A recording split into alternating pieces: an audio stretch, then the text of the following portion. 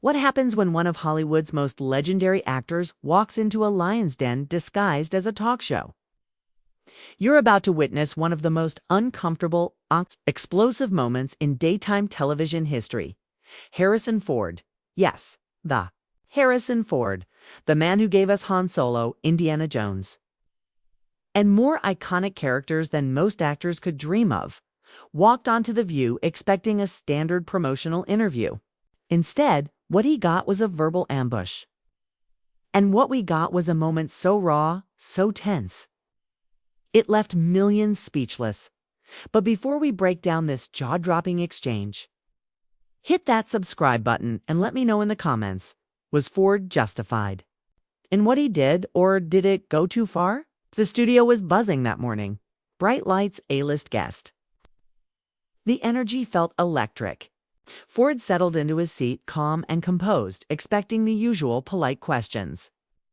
Maybe a couple of jokes, a plug for his new film, nothing out of the ordinary, but Joy Behar had other plans. Well, she said, with that trademark smirk. Look who decided to grace us with his presence. Harrison Ford, the guy who made a fortune playing the same grumpy guy over and over again. The panel fell awkwardly silent.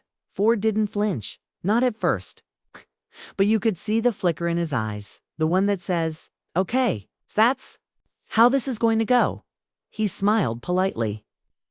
"I think you may be confusing me with someone else, Joy. I've actually played quite a variety of characters over the years." "Oh, really?" she shot back, leaning in. "I see. Grumpy space pilot, grumpy archaeologist, grumpy detective. Bit of a pattern, don't you think?" The air shifted. Even the audience could feel it. Ford looked around at the other hosts, hoping someone would change the subject, steer the ship back to safer waters. No one did. They just sat there frozen. "Joy, I came here to talk about my new film," he said, his voice still measured but with steel underneath. "Maybe we could focus on that instead of whatever ... this is." But Joy wasn't done. In fact, she was just warming up. "This," she said, "is me asking questions your fans want answered. Like, when was the last time you actually challenged yourself as an actor?" That was the moment the switch flipped. Ford leaned forward slightly, voice still low, but now with an unmistakable edge. "I've been in this business for over 50 years.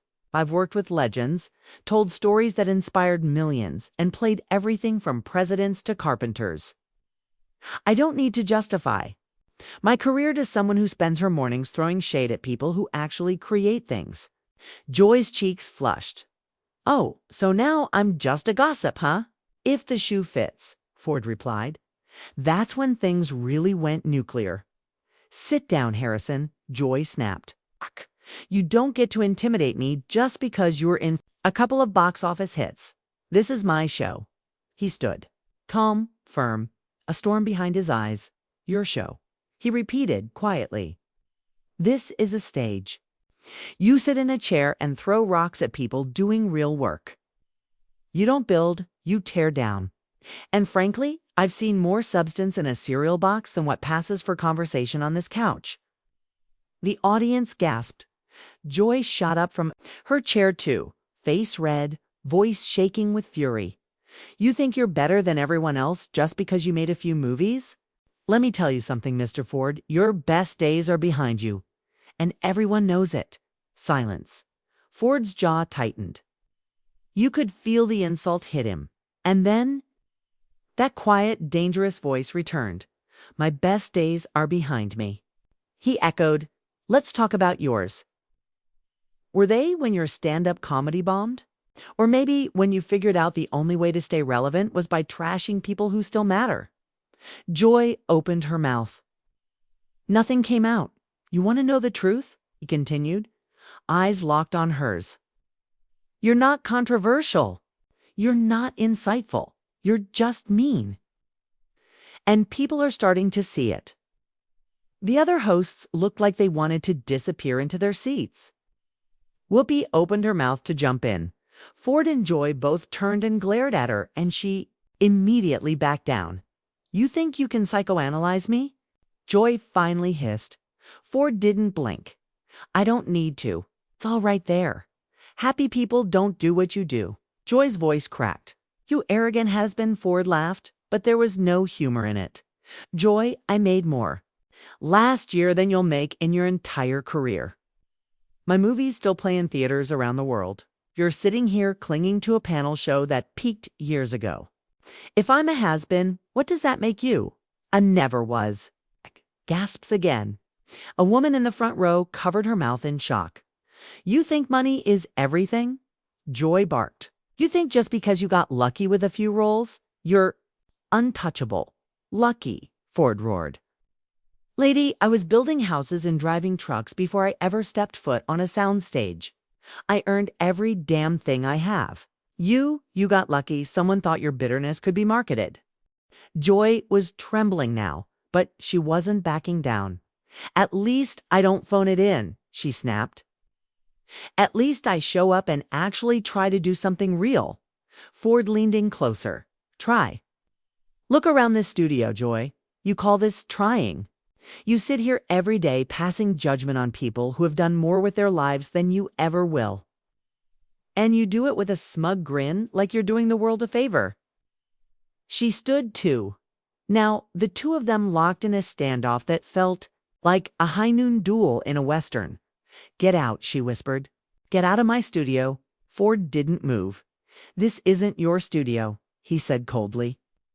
You don't own anything here except maybe that chair and a reputation for being the most toxic person on daytime television. Then came the kill. Shot. You want to know what no one cares about anymore?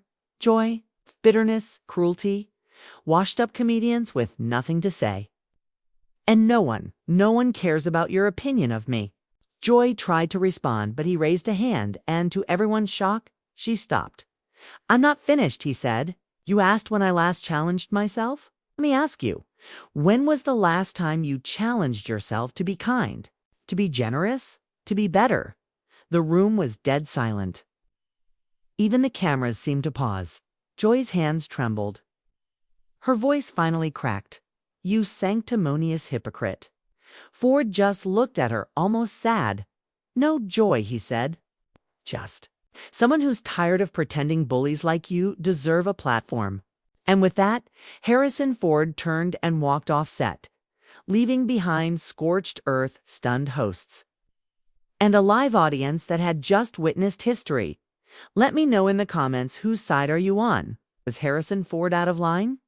Or did Joy finally get a taste of her own medicine? And don't forget to like, share, and subscribe for more explosive moments just like this.